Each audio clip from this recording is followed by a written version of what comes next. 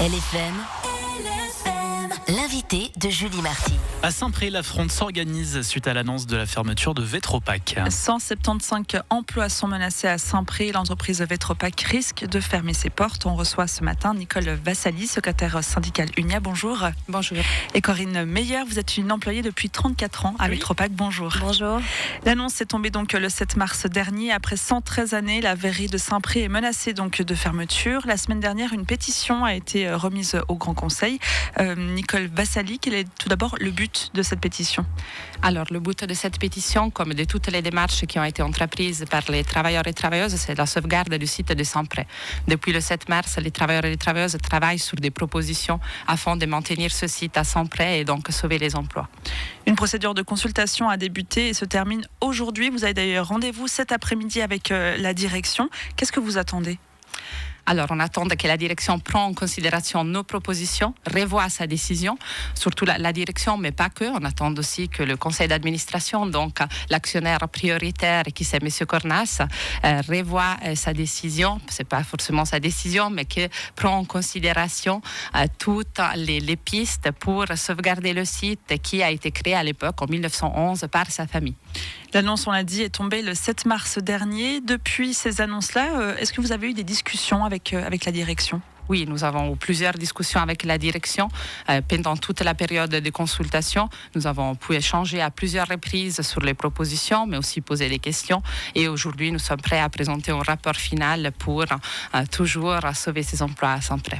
Sauver ces emplois à Saint-Pré, c'est 175 emplois qui sont menacés à Saint-Pré.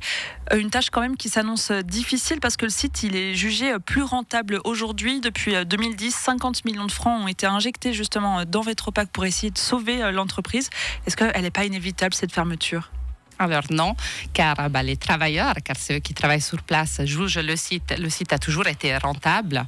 Aujourd'hui, ce qu'on propose nous, c'est un projet innovant pour avoir encore plus de rentabilité. On arrive à avoir des coûts de production qui ressemblent, paragonables, comparables à ceux qu'il y a dans les autres sites en Europe. Aujourd'hui, ce qu'on voit plutôt, c'est que le groupe Vetropack veut déplacer ses entreprises plus à l'Europe de l'Est et on lui demande de garder quand même des entreprises aussi à l'Occident. Pourquoi garder une entreprise en Suisse ? Oui, c'est une entreprise qui produit des conteneurs en verre, mais c'est aussi l'entreprise qui s'occupe du recyclage du verre en Suisse. Donc ça a un intérêt aussi public, aussi pour avoir une économie circulaire et des courts-circuits.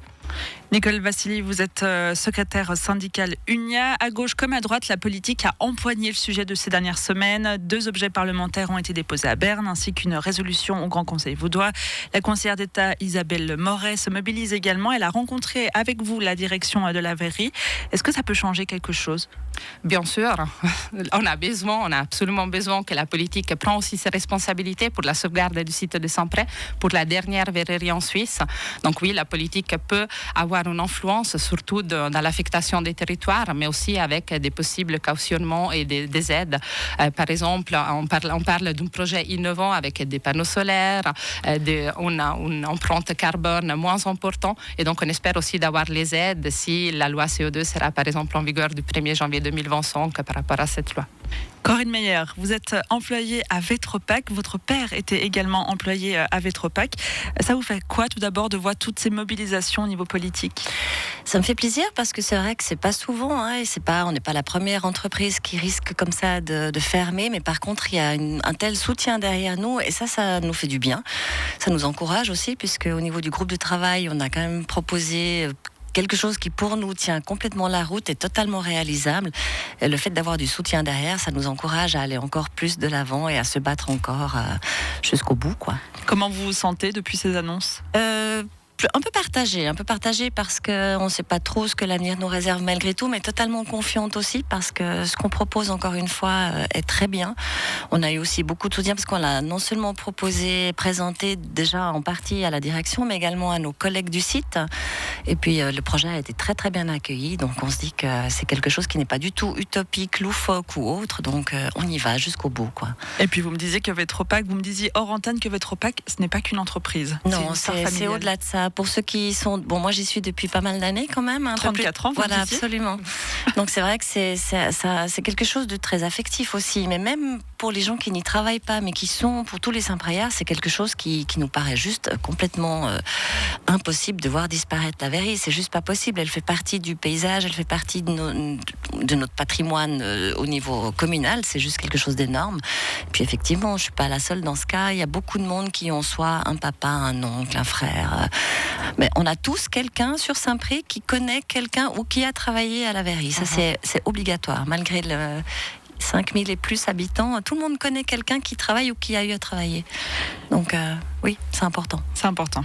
Corinne Meyer, vous êtes dans quel état d'esprit aujourd'hui ? On l'a dit, la rencontre a lieu donc cet après-midi avec la direction. Vous êtes dans un état combatif ? Oui, complètement. Et puis tant qu'il y a une petite lueur, on ne va pas souffler sur la flamme. Donc nous, on y croit jusqu'au bout et on va y aller, on va tout donner. Donc La verrerie de Saint-Pré génère 40% de la production suisse. Est-ce que vous êtes quand même inquiète pour la branche de façon générale ? Je suis surtout inquiète si la verrerie disparaît parce que malgré tout, ce 40%, il va falloir après pouvoir le continuer à alimenter le marché. Et puis dans les propositions qu'on a faites, on est aussi sur l'idée qu'on aimerait bien limiter un tout petit peu les exportations et justement essayer de gagner quelque part de marché suisse parce qu'on se rend compte qu'on a quand même aussi pas mal de vignerons aux alentours qui se demandent aussi comment ils vont faire à l'avenir. Donc ce serait vraiment triste que ça puisse disparaître comme ça. Et puis si la verrerie disparaît, je pense que le domaine du verre en Suisse tomberait définitivement et il faut vraiment éviter ça à tout prix, quoi. Corinne Meyer, vous êtes employée à Vetropack. Nicole Vassali, vous êtes secrétaire syndicale UNIA. Merci d'avoir été avec nous. Merci à vous. 7h27, bienvenue sur LFM. I miss you. Your name's still on my coffee cup.